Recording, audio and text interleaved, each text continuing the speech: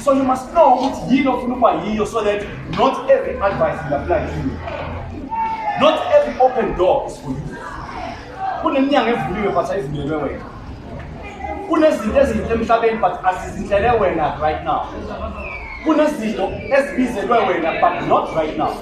Like I said, you need to work on your character in order to become the person that can be a leader. So number one, your goal has to be very clear.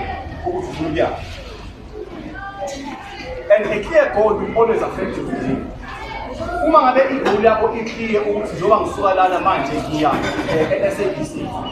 Angeke ngithathe entry because entry uzobeka eThekwini. Angeke ngithathe N4 because N4 uzobeka ePitoli. But I am going to take, so in other words, knowing where you are going, we also correct, we have our corrective measures about your behavior. So for example, I'm going to spend 3 hours, 4 hours a day watching TV if you know you want to pass at the end of this year. So your goals are very important and they have to be very clear. Don't just say what I'm grand like you. What does grand mean for you? Does it mean having a house at Eye of Africa? Does it mean owning a company that hires 5,000 people? What is success for you? Be clear. What is it that you want?